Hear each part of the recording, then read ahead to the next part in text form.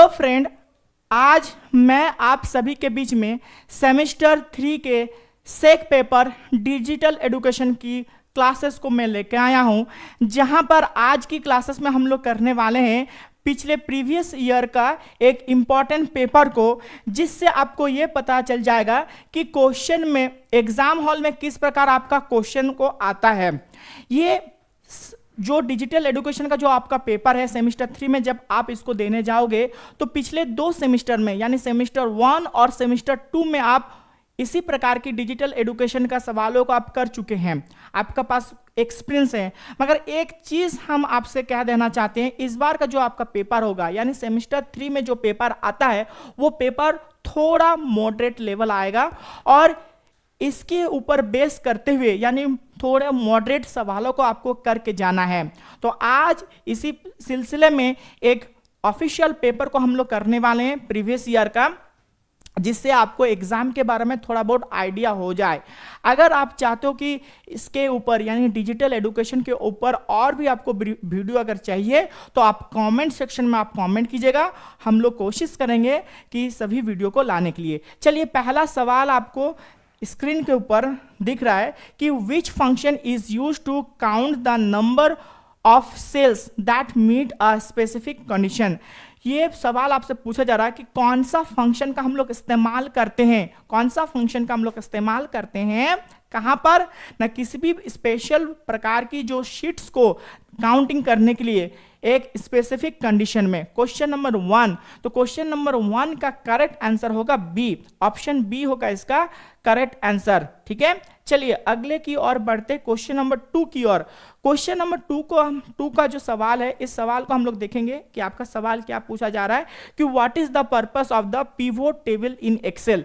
Excel में ये दोनों सवाल एक्सेल से था, क्वेश्चन नंबर 1 और क्वेश्चन नंबर 2। क्वेश्चन नंबर 2 आपसे पूछ रहा है कि एक्सेल में जो पिवोट टेबल होता है इसका मुख्य उद्देश्य क्या होता है। एक्सेल में एमएस एक्सेल पर जो पिवोट टेबल इसका मुख्य उद्देश्य क्या होता है। तो इसका करेक्ट आंसर होगा option B, to organise and summarise the data for analysis. जो तथ्य होते हैं हमारे द्वारा जो डेटा प्रोवाइड किया जाता है, उस डेटा को ऑर्गेनाइज तरीके बिल्कुल बढ़िया तरीके से एक प्रॉपर वे में उसको रखते हैं, ताकि उसको हम लोग समराइज करके शॉर्ट करके उसको विश्लेषण कर सकें। तो ऑर्गेनाइज्ड एंड समराइज्ड करने के लिए, डाटा को ऑर्गेनाइज्ड और समराइज्ड करने के लिए किया जाता है पिवोट टेबल का इस्तेमाल, ताकि हम लोग डाटा का बेहतर तरीके से एनालिसिस कर सकें। अब आते हैं अगले क्वेश्चन की ओर, जो कि आपका क्वेश्चन नंबर 3 है। क्वेश्चन नंबर 3 आपसे पूछ रहा है कि what does the term email attach refer to. ये जो टर्म है, आप जब ईमेल किसी को संदेश देते हो, इलेक्ट्रॉनिक संदेश, याद रखिएगा कि वो संदेश इलेक्ट्रॉनिक मेलिंग यानी इलेक्ट्रॉनिक मेलिंग होता है। तो यहां पर एक टर्म आता है ईमेल अटैचमेंट। तो इस ईमेल अटैचमेंट का ये जो शब्द होता है ये किस चीज को दर्शाता है, 4 ऑप्शन में। तो क्वेश्चन नंबर 3 का करेक्ट आंसर क्या होगा।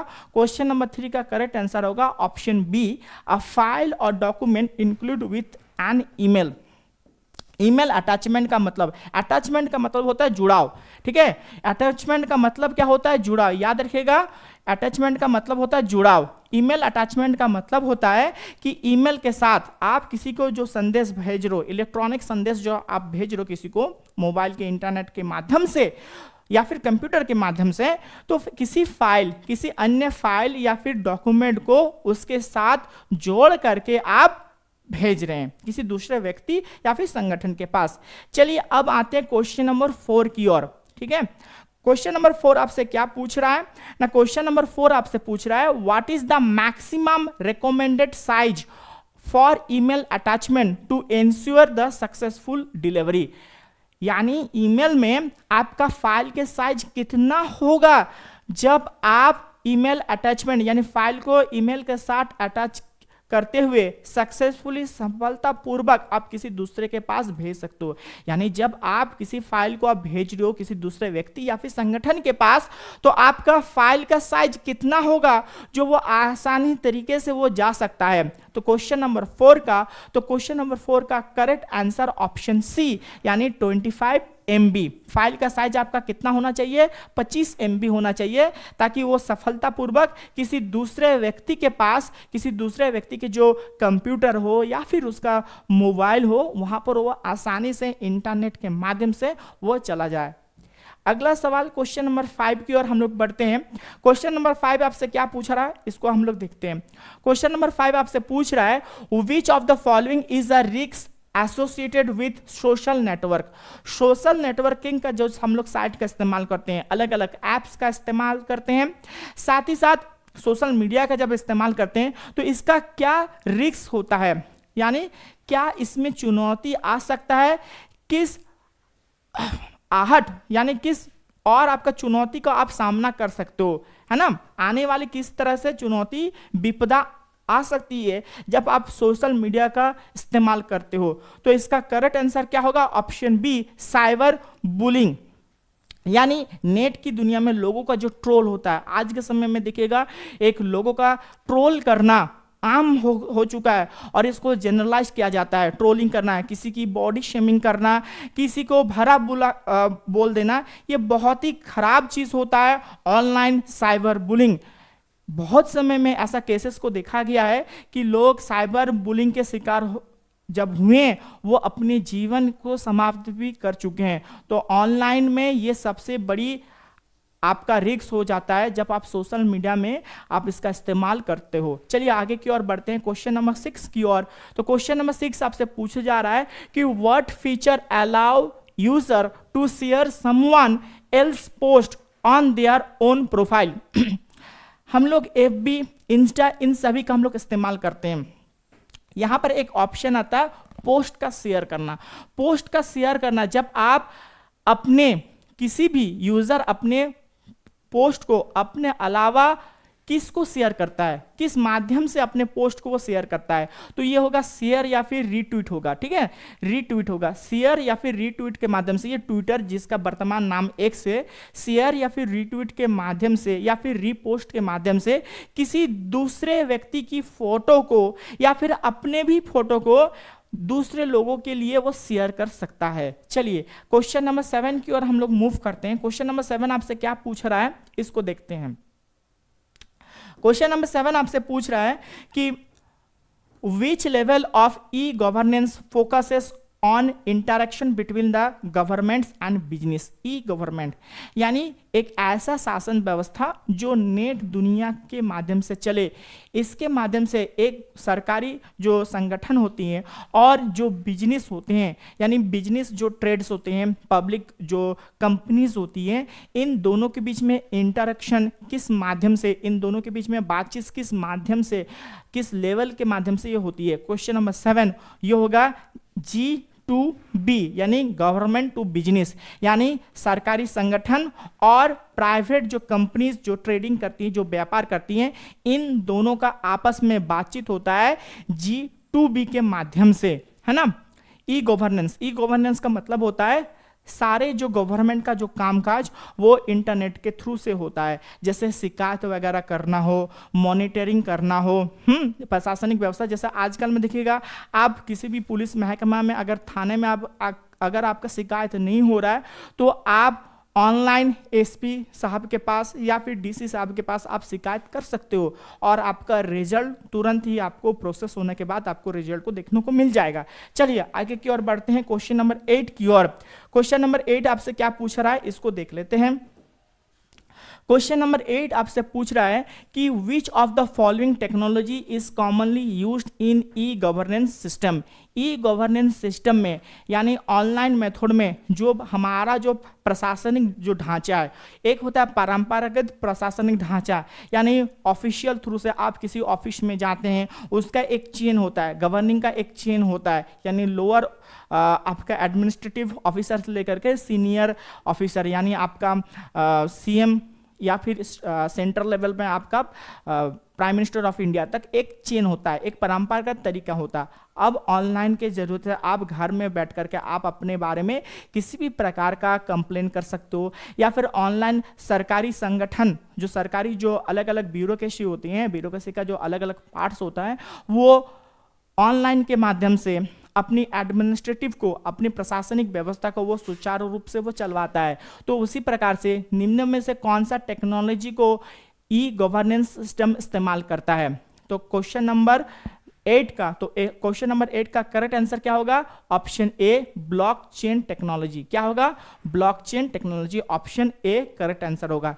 चलिए अब आते हैं क्वेश्चन नंबर 9 की ओर। क्वेश्चन नंबर 9 आपसे क्या पूछा जा रहा है?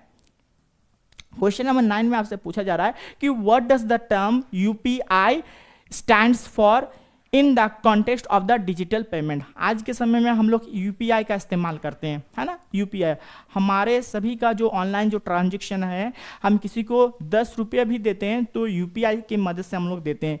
यूपीआई का मतलब क्या है? ये भारत सरकार के द्वारा एक प्लेटफॉर्म है, एक इंटरफेस प्लेटफॉर्म है, जिसके माध्यम से अलग अलग, जैसे पेपाल हो गया या फिर आपको गूगल पे हो गया या फिर फोन पे हो गया, यूपीआई का इस्तेमाल करते हुए आप पेमेंट करते हो। ये भारत का एक टेक्नोलॉजी है डिजिटल करेंसी को एक्सचेंज करने का। क्वेश्चन नंबर 9, तो क्वेश्चन नंबर 9 का करेक्ट आंसर होगा यूनिफाइड पेमेंट्स इंटरफेस। ठीक है, एक ऐसा प्लेटफॉर्म जो ऑनलाइन ट्रेडिंग करने के लिए, यानी पैसा का जो ट्रेड होता है, मनी ट्रांजैक्शन के लिए सहूलियत प्रदान करता है यूपीआई। और इसी यूपीआई के माध्यम से आप अपना किसी को पेमेंट कर सकते हो, दूसरा बंदा अपना पेमेंट को रिसीव कर सकता है। चलिए आगे की ओर बढ़ते हैं, क्वेश्चन नंबर 10 की ओर। क्वेश्चन नंबर 10 आपसे क्या पूछ रहा है? Which digital financial tool is commonly used for expense tracking and budgeting.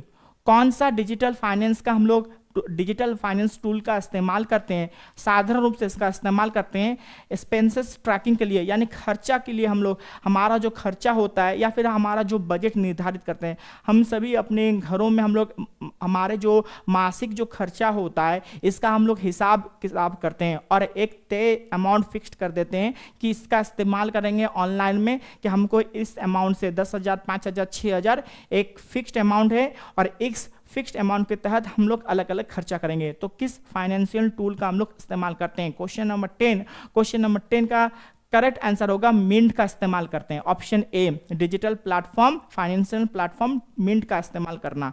चलिए आगे की ओर बढ़ते हैं, क्वेश्चन नंबर 11 आपसे क्या पूछ रहा है इसको देखते हैं। क्वेश्चन नंबर 11 आपसे पूछ रहा है how do you freeze the top row in Excel में जो टॉप रो होता है इसको फ्रीज करने के लिए, मतलब इसको रुकवाने के लिए कौन सा टूल का इस्तेमाल करते हैं? और एक्सेल में रो और कॉलम के बारे में आपको जानकारी पता होना चाहिए। रो किसको कहते हैं और कॉलम किसको कहते हैं? देखिएगा, आपका जो एक्सेल सीट है, यानी जब आप एक्सेल में जब आप काम करोगे तो 2 प्रकार की लाइन आपको खींची नजर आती है। ठीक है, इसको बोलते हैं, ये वाला, इन सभी को बोलेंगे, ये हॉरिजेंटल वाला आपको क्या बोलेंगे? इसको रो बोलेंगे। इसको क्या बोलेंगे हम लोग? रो। याद रखिएगा, इसको बोलेंगे हम लोग रो। ये हॉरिजेंटल लाइन, ठीक है, पृथ्वी की सतह का समांतराल जो रेखाएं जो खींची जाती है, और ये जो यहां से 1 2 3 4 ये हो गया आपका रो, और वर्टिकल वाला ये आपका हो गया कॉलम। वर्टिकल वाला जो बॉक्स होगा इसको हो गया कॉलम। ये वाला, ये column A, column B, column C, column D, और कॉलम और रो दोनों के मिलाकर के बनता है सेल। याद रखिएगा, रो प्लस कॉलम, इन दोनों को मिलाकर के आपको बनता है सेल। इन दोनों को मिलाकर के बनता है सेल। तो सवाल पूछा जा रहा है कि फर्स्ट रो को, एक्सेल में जो पहला रो को, इसको फ्रीज करने के लिए, इसको रोक देने के लिए कौन सा ऑप्शन को हम लोग करेक्ट चूज करेंगे? क्वेश्चन नंबर 11, तो क्वेश्चन नंबर 11 का करेक्ट आंसर होगा बी।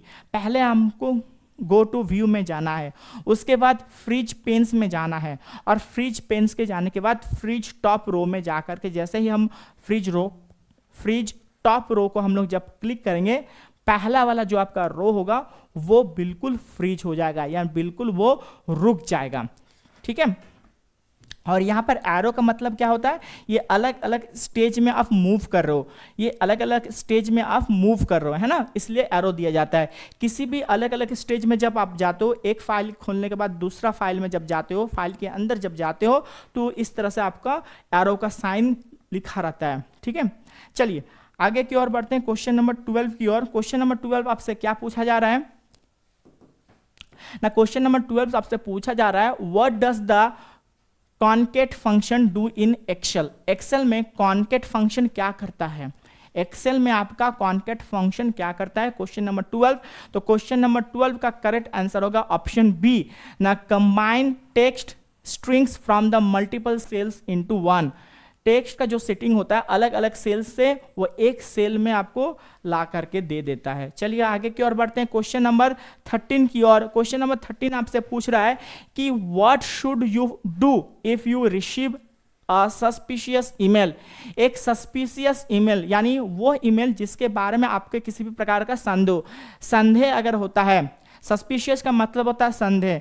अगर संदेह ईमेल आपके ईमेल में आ जाता है, ईमेल का इनबॉक्स में खोलिएगा मोबाइल में या फिर आपके लैपटॉप या फिर पीसी में, जब आप एक ईमेल को खोलते हो और एक सस्पिशियस यानी अनवांटेड संदेह वाला ईमेल अगर आ जाएगा तो आपको क्या करना चाहिए? क्या आपको उसको खोल देना चाहिए? रिप्लाई नहीं, कभी मत करने जाइएगा।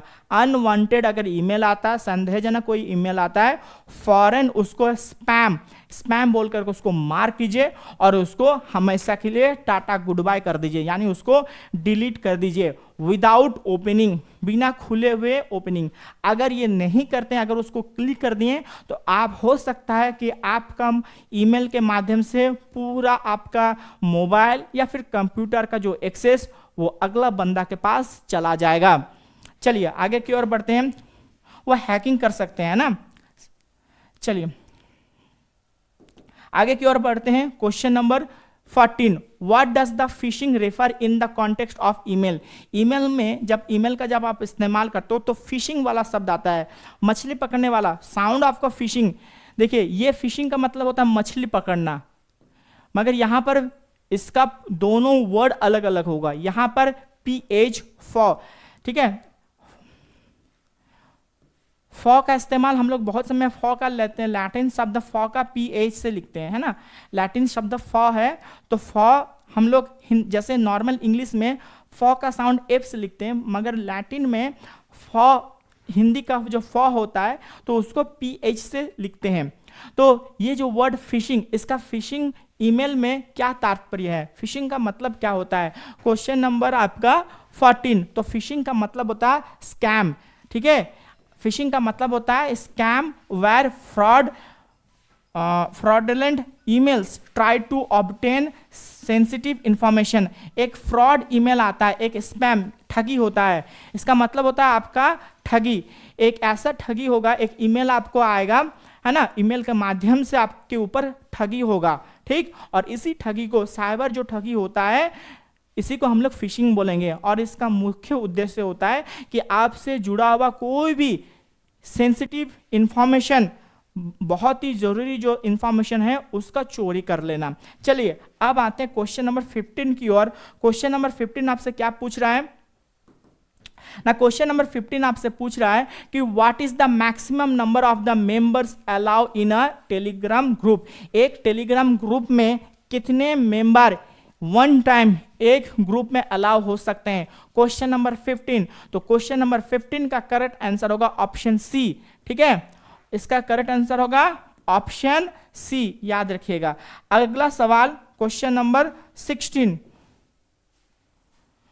क्वेश्चन नंबर 16 आपसे क्या पूछ रहा है, इसको देख लेते हैं। क्वेश्चन नंबर 16 पूछ रहा है what does the e commerce stand for.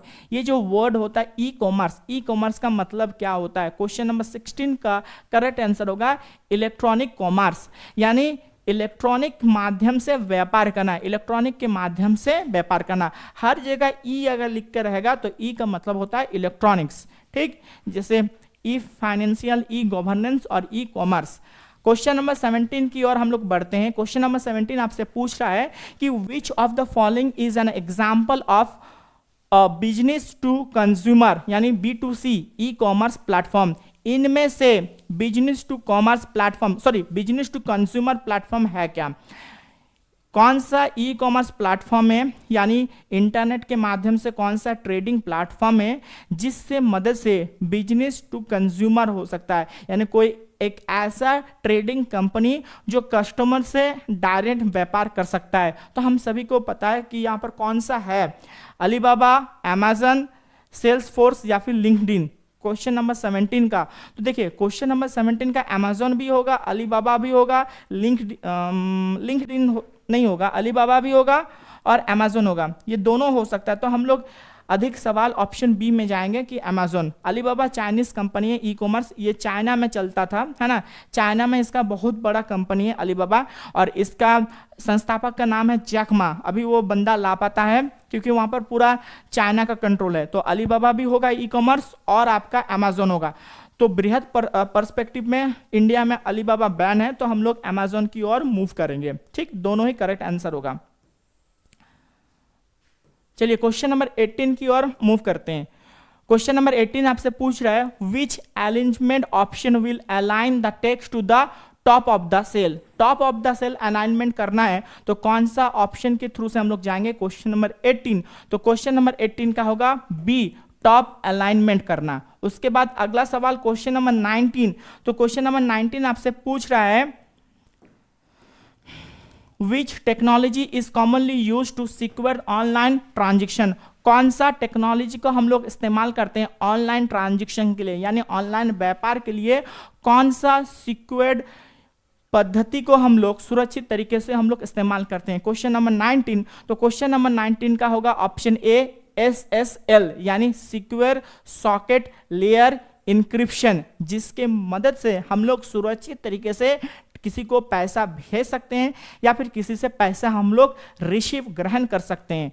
चलिए अब आते हैं क्वेश्चन नंबर 20 की ओर। क्वेश्चन नंबर 20 आपसे पूछा जा रहा है विच of the following is not a digital financial tool. इनमें से कौन डिजिटल फाइनेंशियल टूल नहीं है पूछा जा रहा है, जिसके मदद से आप क्या पैसा का लेन देन नहीं कर सकते हो। तो ये कौन सा ऑप्शन होगा correct answer? Option B, Google Sheets. ठीक है ना, क्वेश्चन नंबर 20 का बी। चलिए अब आते हैं क्वेश्चन नंबर 20 की ओर। देखिए क्वेश्चन नंबर 20 आपसे क्या सवाल पूछ रहा है कि what protocol is frequently used for the communication in IoT device. IoT device में कौन सा प्रोटोकॉल का हम लोग लगातार इस्तेमाल करते हैं? Question number 21। तो क्वेश्चन नंबर 21 का करेक्ट आंसर होगा MQTT, यानी मैसेज क्वेनिंग टेलीमेंट्री ट्रांसपोर्ट, MQTT। चलिए आगे की ओर बढ़ते हैं क्वेश्चन नंबर 22 की ओर। क्वेश्चन नंबर 22 आपसे क्या पूछ रहा है ना? क्वेश्चन नंबर 22 आपसे पूछ रहा है कि what is the purpose of the wrap text feature in Excel. Excel में जो रैप टेक्स्ट जो फीचर होता है, जो इसका कैरेक्टरिस्टिक्स होता है, इसका मुख्य उद्देश्य क्या होता है? Question number 22। क्वेश्चन नंबर 22 का करेक्ट आंसर होगा to fit long into a single cell by wrapping it into multiple lines, option B. अब आते हैं क्वेश्चन नंबर 23 की ओर, जहां पर आपसे पूछा जा रहा है विच of the following tool is commonly used for big data processing. Big data को प्रोसेस करने के लिए कौन सा ऑप्शन को हम लोग इस्तेमाल करेंगे? क्वेश्चन नंबर 23 का ऑप्शन ए क्या होगा? हैडूप। अगला सवाल क्वेश्चन नंबर 24। क्वेश्चन नंबर 24 आपसे पूछा जा रहा है कि व्हाट इज अ की benefit of cloud computing. Cloud computing में कौन सा की का सबसे ज्यादा जरूरत इस्तेमाल होता है? एक की का बेनिफिट क्या होता है? Question number 24। तो क्वेश्चन नंबर 24 का सही आंसर होगा option C, reduced cost and on demand access to resources, यानी option C question number 24। Question number 25 की ओर अगर आगे की ओर बढ़ते हैं, क्वेश्चन नंबर 25 आपसे पूछा जा रहा है कि what is artificial intelligence. Artificial intelligence है क्या, है ना, आर्टिफिशियली इंटेलिजेंस है क्या? Question number 25। तो 25 का सही आंसर क्या होगा? करेक्ट आंसर क्या होगा? Option A, a computer science field focused on creating machines that mimic human intelligence. Computer science के, कंप्यूटर विज्ञान के क्षेत्र पर एक ऐसा क्रांतिकारी घटना हुआ है जहां पर मशीन्स को इंसानी सोच के अनुरूप ढाल देना, यानी मशीन इंसान के जैसे सोच करके ही खुद का अपना काम करेगा। ठीक है, चलिए आगे की ओर बढ़ते हैं। क्वेश्चन नंबर 26 क्या बता रहा है? Which Excel feature allow.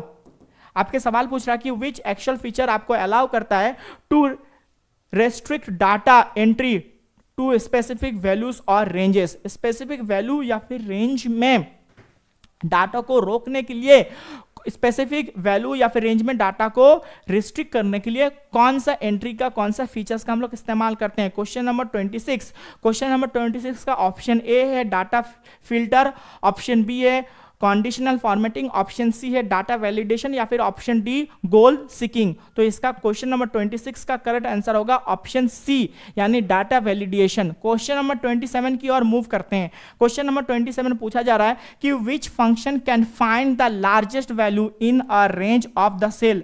Cell का सबसे बड़ा लार्जेस्ट रेंज क्या होता है, MS एक्सेल पे ही पूछा जा रहा है। तो क्वेश्चन नंबर 27, तो क्वेश्चन नंबर 27 का ऑप्शन ए होगा मैक्स।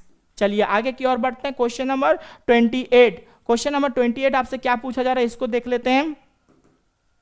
क्वेश्चन नंबर 28 आपसे पूछा जा रहा है what should you avoid when writing a professional email. जब आप प्रोफेशनली तरीके से, ठीक है ना, प्रोफेशनल तरीके से आप पेशेवर तरीके से जब आप एक ईमेल को लिख रहे हो तो किस चीज को आप हटा दोगे, अपने माइंड में किस चीज को आप अवॉइड करते हुए आप उसको लिखोगे। क्वेश्चन नंबर 28 का होगा option be using the slang और द कैजुअल लैंग्वेज। जो आम चाल की जो बोली है इसको किसी का गाली दे करके जिस तरह से स्लैंग भाषा में इस्तेमाल करते हैं ना, आम भाषा, आम बोलचाल की जो भाषा है इसको हटा करके बढ़िया तरीके से, प्रोफेशनली तरीके से, पेशेवर तरीके से आप ईमेल लिखोगे, है ना। हेलो यार, कैसा है यार, मेरा दोस्त, इस सब का जो वर्ड होता है ना, स्लैंग वर्ड होता है, बहुत ही हल्का वर्ड का, जो आम बोलचाल की जो भाषा, हल्की हल्की जो वर्ड का इस्तेमाल करते हैं, उन सभी वर्ड को इस्तेमाल यहाँ पर नहीं करना है। अगला सवाल, which email protocol allow the real time synchronising of the email across the devices. कौन सा ईमेल प्रोटोकॉल का हम लोग इस्तेमाल करते हैं या फिर कौन सा ईमेल प्रोटोकॉल हमें अलाउ करता है रियल टाइम चीज़ों को देखने के लिए, synchronization of the real time, सही समय में, ठीक है ना, उसी समय में हम सभी चीज़ों को देख सकते हैं। क्वेश्चन नंबर 29 का होगा बी IMAP। चलिए क्वेश्चन नंबर 30 की ओर मूव करते हैं। क्वेश्चन नंबर 30 आपसे पूछा जा रहा है कि what is the maximum number of the participants allowed in a WhatsApp group chat. WhatsApp group में लगभग कितने लोग एक समय में चैट कर सकते हैं, ठीक है ना, एक ग्रुप में अलाउड हैं, तो होगा 1024, 1024 लोग अलाउ हैं एक सिंगल व्हाट्सएप ग्रुप में चैट करते हुए। इससे ज़्यादा अधिक लोगों को अलाउ नहीं किया जाता उस ग्रुप में शामिल करने के लिए। चलिए आगे की ओर बढ़ते हैं। क्वेश्चन नंबर 31, क्वेश्चन नंबर 31 आपसे क्या पूछा जा रहा है ना, क्वेश्चन नंबर 31 आपसे पूछ रहा है which tool in Excel allows you to quickly copy formatting from one cell to another. आप एक्सेल में कौन सा एक्सेल टूल आपको अलाउ करता है कि जल्दी से जल्दी एक सेल को दूसरे सेल में फॉर्मेटिंग के दौरान आप ही कॉपी कर सकते हैं। क्वेश्चन नंबर 31, तो 31 का करेक्ट आंसर होगा फॉर्मेट पेंटर। क्या होगा, फॉर्मेट पेंटर। अगला सवाल क्वेश्चन नंबर 32, क्वेश्चन नंबर 32 आपसे पूछा जा रहा है विच of the following is an example of the G2C service under e governance. E governance के अंदर इनमें से कौन G2C सर्विस का उदाहरण है। क्वेश्चन नंबर 32, तो क्वेश्चन नंबर 32 का करेक्ट आंसर होगा option A income tax filing portals, income tax filing portals. चलिए अब आते हैं क्वेश्चन नंबर 33 की और क्वेश्चन नंबर 33 आपसे क्या पूछ रहा है कि what is the primary purpose of the DigiLocker. DigiLocker का हम लोग आज के समय में बहुत इसका नाम सुने, डिजी लॉकर। ये डिजी लॉकर का पर्पस, मेन पर्पस क्या होता है, तो इसका मेन पर्पस होगा to secure store and access digital document issued by the government authority. तो गवर्नमेंट अथॉरिटी के द्वारा जो आपका डॉक्यूमेंट इशू होता है, यानी आपका मार्कशीट हो गया, एडमिट कार्ड हो गया, ड्राइविंग लाइसेंस हो गया, पासवर्ड हो गया, ये एक जगह में स्टोर करते हुए रखना, डिजिटली इसको एक जगह में सुरक्षित तरीके से जमा करके रखना। चलिए आगे की ओर बढ़ते हैं। अब आते हैं क्वेश्चन नंबर 34 की ओर। क्वेश्चन नंबर 34 आपसे क्या पूछा जा रहा है, what does the Umang stand for. ये जो वर्ड होता है उमंग, ये उमंग का मतलब क्या होता है, क्वेश्चन नंबर 34 को देखेंगे। तो क्वेश्चन नंबर 34 का करेक्ट आंसर क्या होगा, option A unified mobile application for national governments. ठीक है, सही ऑप्शन क्वेश्चन नंबर 34 का ए। चलिए अब आते हैं क्वेश्चन नंबर 35 की ओर। क्वेश्चन नंबर 35 आपसे क्या पूछा जा रहा है ना क्वेश्चन नंबर 35 आपसे पूछा जा रहा है कि what does the drop shipping refer to in e commerce. E commerce में ड्रॉप शिपिंग का मतलब क्या होता है, क्वेश्चन नंबर 35।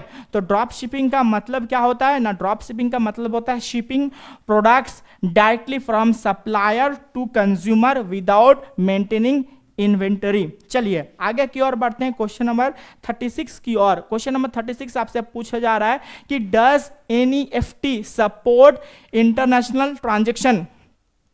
क्वेश्चन नंबर आपका 36। तो क्वेश्चन नंबर 36 का करेक्ट आंसर क्या होगा, option B, no it is restricted to domestic transaction only.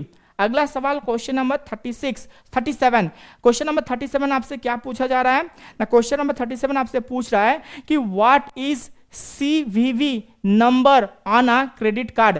ये क्रेडिट कार्ड में आपका CVV नंबर दिया रहता है, तो इस CVV नंबर का मतलब क्या होता है, क्वेश्चन नंबर 37। तो 37 का होगा option A, card validation value for the security purpose. किसी सिक्योरिटी पर्पस के चलते में सुरक्षा के मद्देनजर कार्ड का एक वैल्यूडेशन होता है। कार्ड का एक समय तक ही कार्ड एक्टिवेट रहता है, उसके बाद वो कार्ड दोबारा बंद हो जाता है। What does the TRIM function do in Excel. Excel के ऊपर TRIM क्या करता है, क्वेश्चन नंबर 38। तो क्वेश्चन नंबर 38 का करेक्ट आंसर क्या होगा ना, क्वेश्चन नंबर 38 का करेक्ट आंसर होगा ऑप्शन ए, यानी remove space from the text except for single space between words.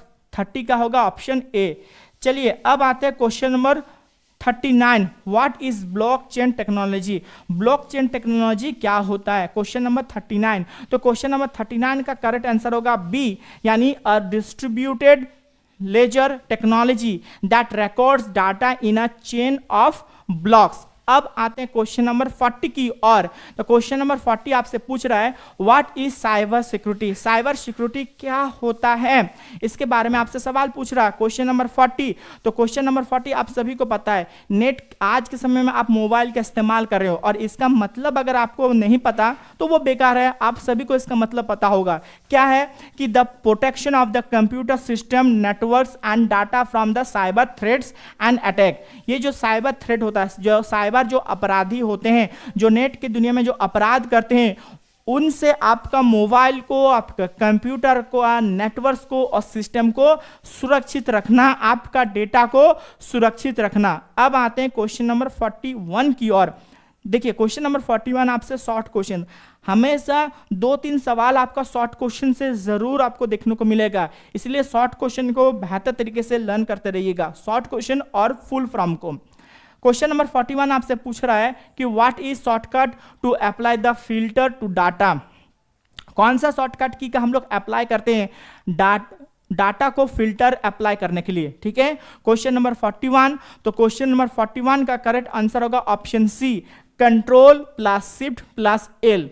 चलिए अभी के जो शॉर्टकट की आप लोग जो लर्न करेंगे ना, वो जो डुअल शॉर्टकट्स की होता है, मल्टीपल जो शॉर्टकट की, जैसे कंट्रोल प्लस शिफ्ट हो गया या फिर दूसरे और एक किसी भी लेटर का, यानी कॉम्बिनेशन शॉर्टकट की याद रखिएगा। कॉम्बिनेशन शॉर्टकट की का आप याद करके रखिएगा। सिंपल शॉर्टकट की अभी आपका सेमेस्टर 3 में आने का चांसेस बहुत कम है। कॉम्बिनेशन शॉर्टकट की इस प्रकार का जो 2-3 शॉर्टकट की को अब एक साथ control plus shift, control plus arrow का या फिर कंट्रोल प्लस विंडो का, इस प्रकार का जो कॉम्बिनेशन शॉर्टकट की होता है, कॉम्बिनेशन शॉर्टकट की, इसी कॉम्बिनेशन शॉर्टकट की के ऊपर आप ज़्यादा फोकस कीजिएगा। यहाँ से 2 से 3 सवाल आपको एग्जाम में देखने को मिल जाएगा। अब आते हैं क्वेश्चन नंबर 42 की ओर। तो क्वेश्चन नंबर 42 आपसे क्या सवाल पूछ रहा है, इसको हम लोग देख लेते हैं कि क्वेश्चन नंबर 42 आपसे पूछ रहा है विच of the following technology is commonly integrated into IoT system for the data collection. Data collection में कौन सा टेक्नोलॉजी, निम्नलिखित कौन सा टेक्नोलॉजी का हम लोग इस्तेमाल करते हैं। क्वेश्चन नंबर 42 ये होगा सेंसर का होगा, एक्यूटेटर्स भी होगा, RFID यानी रेडियो फ्रिक्वेंसी आइडेंटिफिकेशन ये भी होगा, यानी अंत में करेक्ट आंसर क्या होगा 42 का option D, all of this. चलिए अगला सवाल देखते हैं क्वेश्चन नंबर 43। क्वेश्चन नंबर 43 आपसे सवाल पूछ रहा है कि which shortcut key is used to create a new workbook. New workbook create करने के लिए कौन सा शॉर्टकट की का हम लोग इस्तेमाल करते हैं? क्वेश्चन नंबर 43, क्वेश्चन नंबर 43 क्या होगा? Ctrl+N। शॉर्टकट की से सवाल आएगा ही, 2 से 3 सवाल शॉर्टकट की से आएगा, हम बार बार बोले शॉर्टकट की और फुल फॉर्म इसको करके जाइएगा। अगला सवाल क्वेश्चन नंबर 44, शॉर्टकट। अगला सवाल क्वेश्चन नंबर 44 की और हम लोग देखेंगे कि 44 में क्या पूछ रहा है कि what does the term spam refer to in email communication. Email को, और याद रखिएगा आपको ईमेल और एक्सेल को बढ़िया तरीके से करके जाना है। ईमेल, एक्सेल, इस चीज को याद रखिएगा, इस टॉपिक को, ईमेल, एक्सेल, शॉर्टकट कीज, ठीक है, और फुल फॉर्म। अभी तक जितना क्वेश्चन आया है बेस्ड इन तीनों के, इन चारों टॉपिक के ऊपर बेस्ड करते हुए अभी तक सारा सवाल पूछा जा रहा है, तो हमें इस टॉपिक के ऊपर, इन 4 टॉपिक के ऊपर हमको करके जाना है।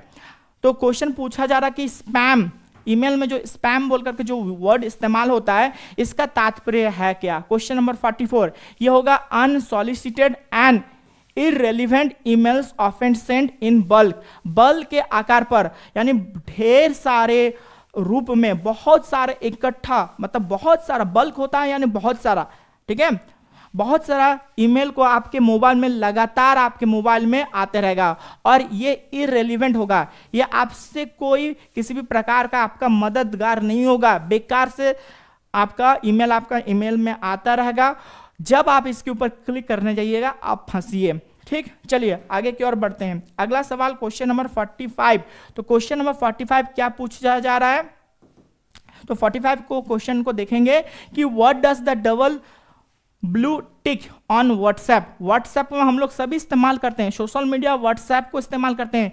इस वर्ड डबल क्लिक का मतलब क्या होता है? देखते हैं ना कि एक ग्रे कलर का, पहले एक ग्रे कलर का सिंबल आता है, एक ग्रे आता है और उसके बाद ब्लू क्लिक आता है। तो ब्लू क्लिक का मतलब क्या होता है आप सभी को पता है ना? ब्लू क्लिक का मतलब क्या होता है? डबल क्लिक ब्लू का। तो 45 का क्या होगा? Option C, message was read by the recipient, यानी जिसको आप भेजे। रिसिपिएंट का मतलब होता है जिसको आप सेंड किए हो, ठीक है। Sending to person, sending person, sending to the person, to the person, to the person, जिस पर्सन को आप सेंड किए हैं उसको रिसिपिएंट कहते हैं। तो इसके पास मैसेज पहुंच गया है और वो देख लिया है। और ग्रे कलर का, ग्रे जो टिक होता है, हल्का ग्रे और ब्लैक कलर का जो टिक होता है, 2 टिक होता है, इसका मतलब होता है मैसेज वाज सेंड सक्सेसफुली, ये मैसेज सक्सेसफुली सेंड हो चुका है।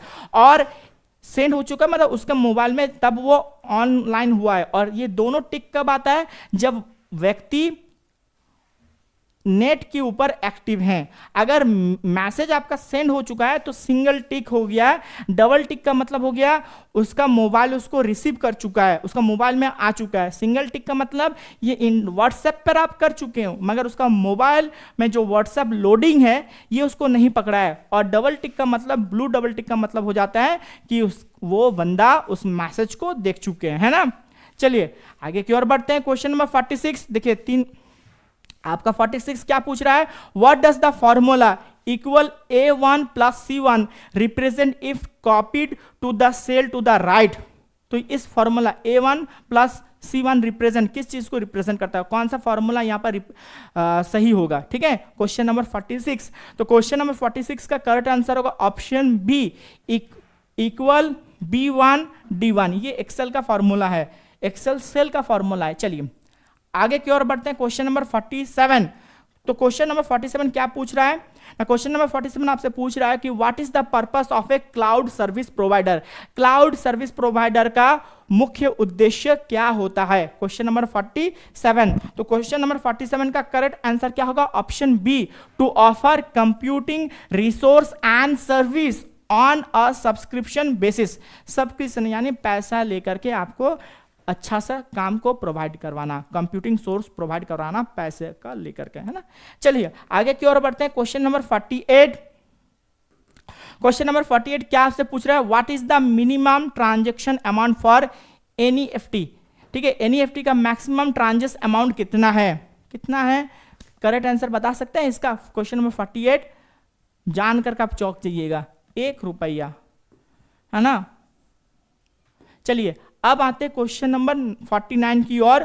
क्वेश्चन 49 आपसे पूछ रहा है विच of the following is an example of IoT platform. IoT platform का कौन सा एग्जाम्पल है? क्वेश्चन नंबर 49, तो 49 का होगा ए माइक्रोसॉफ्ट आजोर IoT हब। अब आते हैं नेक्स्ट सवाल, क्वेश्चन नंबर 50 और आज का आखिरी सवाल। क्वेश्चन नंबर 50 आपसे क्या पूछ रहा है?